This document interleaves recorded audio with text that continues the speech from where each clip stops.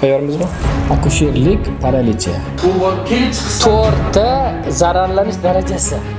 Ko'krakgacha bo'lgan joydan tolalar chiqadi. Chiqib o'sha tolalarni hamma zararlansa hammasi ketadi.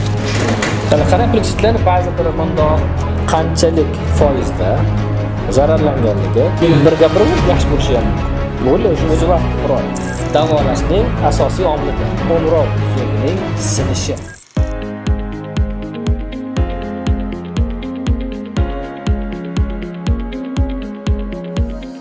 Plexit, plexipatiya, akusherlik paralichi. Bu so'zlar sizga tanishmi? Siz to'g'ri topdingiz. Bugun sizlar bilan yelka chigalining zararlanishi haqida gaplashamiz. Ma'lumotlarga qaraganda, o'z vaqtida tug'ilgan chaqaloqlarning 1000tasidan 3 yoki 5tasida yelka chigalining zararlanishi, ya'ni plexit uchramoqda. Yelka chigali, ya'ni yelka plexiti pastki bo'yin hamda yuqori ko'krak segmentlarining qo'shilishidan hosil bo'ladi, hamda qo'lning harakat va sezgi funksiyasini ta'minlab beradi. Plexitning yuqorigi, pastki hamda totalniy umumiy turi farqlanadi. Yuqorigi turida yuqori tomonda harakat nuqsoni bilan pastki qo'llarda pastki tomoni saqlangan, pastki turida barmoqlarda harakat nuqsonli, yuqori qism saqlangan, totalniy ya'ni umumiy turida butun qo'lda harakat buzilishlari bilan namoyon bo'ladi. Eng ko'p uchraydigani yuqorigi turi, eng og'iri umumiy ya'ni totalniy turi. Kasallikning kelib chiqishi, ya'ni etiologiyasi. Ba'zan bu tug'ma, ba'zan bu orttirilgan bo'lishi mumkin. Asosiy joylariga to'xtalib o'tamiz. Homilaning normadan ko'ra kattaroq bo'lishi. Misol uchun biz o'rganganmiz yoki biz eshitib o'rganganmiz 3 kilo, 3,5 kilo atrofidagi chaqaloqni biz norma deb hisoblaymiz. Aynan katta bo'lib ketadiganda 4 kilo, 5 kilo va yaqinda internetda eshitdik, hattoki 7 kilolik bola tug'ilganligini. Shu holatlar yelka chigalining zararlanishiga sabab bo'lishi mumkin. Keyingi holat onaning chanog'ini kichikligi, ya'ni узкий таз deb yuritiladi. Bu holat bolani jussasidan yoki kilosidan ko'ra onaning chanog'ini razmeri, ya'ni hajmini kichikroq bo'lishi. Bu ham sabab bo'lishi mumkin. Keyingi holat bolani normada boshi pastda joylashib, oyoqlari tepada joylashishi, bu norma. Ayrim holatda chanog'i bilan, qo'li bilan, oyog'i bilan teskari norma bo'lmagan holatda homilaning patologik joylashuvi. Tashqi tomondan bo'ladigan akusherlik aralashuvlari, qandaydir vakuum apparatlarida tortib olish, tashqi tomondan bo'ladigan qo'lida akusherga yordam berishi va shunga o'xshagan holatlar. Azimjon, shu joyda bir nimani aytib o'tmoqchiman. Bu kasallikka oldindan nom berilgan akusherlik paralichi, akusherskiy paralich. Juda ko'p holatda bizni qabulimizga kelgan ota-onalar ham doktorlar tortib oldi, doktor qo'lini sindirib qo'ydi yoki doktor qo'lini shunaqa qilib qo'ydi deyshadi. Har doim ham vaziyat biz o'ylagandek emas.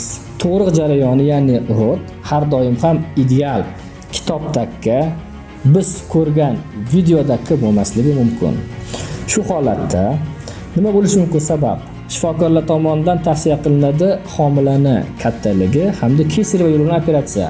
Har doim ham yoki ota-onalar yoki qaynona, qaynota yoki yaqinlari qarshilik bildirishi mumkin. O'zi tug'adi deb birinchi sabab bo'lishi mumkin. Ikkinchisi, shunday holat bo'ladiki, tug'ruq jarayonida kutilmagan holatlar, onasi hushidan ketib qolishi mumkin. Homila yozilgandaqa, kutilgandaqa emas, boshqacharoq poложениеda holatda kelib qolishi mumkin. Aynan shu holatlarda qandaydir kimdandir ruxsat so'rash, qo'l qo'ydirish, qog'oz to'ldirish, soatlarni qo'ying, minutni qo'ying, daqiqa, sekundda qaror qabul qilib yordam ko'rsatilmasa, nafaqat homila chaqaloq, balki onani ham hayoti xavf ostida qolishi mumkin. Shuning uchun shifokor ayblashdan oldin shifokorni ozgina o'ylab ko'rishimiz kerak. Har doim ham shifokor ayb bilan bo'lavermaydi bu holatlar. Endi patomorfologiyasiga to'xtaladigan bo'lsak, ya'ni zararlanishi bu degani nervni yengil ezilishidan tortib toki uning butunligi buzilishi, ya'ni uzilishigacha og'irlikda bo'lishi mumkin. Zararlanishi qanchalik og'ir bo'lsa, shunchalik ko'p asorat qolishi va hattoki operativ, ya'ni neyroxirurgik operativ davolagacha muhtoj bo'lishi mumkin bemor. Ko'p holatlarda qo'l ishlamadi, bo'ldi, pleksit deb yo bizni chaqirishadi, to'g'ri uyli roddomga yoki bizga olib kelishadi, 8 kunlik, 10 kunlik roddomdan tushdi deb nimaga e'tibor berishimiz kerak? Ya'ni pleksitni kasalliklardan farqlash, differensial yoki dif diagnostika deymiz bu holatda. Birinchi bo'lib ko'p uchraydi o'mrov suyagining sinishi. O'mrov suyagi singanda ham xuddi pleksit kabi holat bo'ladi, harakat cheklanadi. Biz pleksitni o'mrov suyagi sinishidan farqlashimiz kerak, sababi ikkovini davolash boshqa usulda davom etadi. Keyingisi yelka suyagining sinishi. Undan keyingisi bosh miya travmalari, bosh miyaga qon quyilish, insult, monoparoz holatlarda va pleksit kabi bo'ladigan yana ayrim holatlar bor, farqlashimiz kerak. Davolasa bo'ladimi? Davosi bormi? Albatta, o'z vaqtida erta qo'yilgan tashxis va o'z vaqtida ertaroq boshlangan davo muolajalari davolashning asosiy omilidir. Biz pleksitga tashxis qo'yishimiz uchun NMG, ya'ni elektroneyromiyografiya apparatidan foydalanamiz. Bu apparat yordamida qo'limizni aynan qaysi nerv qanchalik foizda zararlanganligi, qanchalik foizda ishlayotganligi aniqlanadi va tekshiruv xulosasiga qarab davo muolajalarini buyuramiz. Davo muolajalarining dastlabki bosqichida bolachamiz yoki bemorimiz uchun yengil holatdagi massaj hamda elektrostimulyatsiya tavsiya qilinadi. Undan so'ng magnitli stimulyatsiya, miostimulyatsiya, nuqtali massaj, umumiy massaj, gidromassaj va hattoki voitoterapiya buyurishimiz ham mumkin.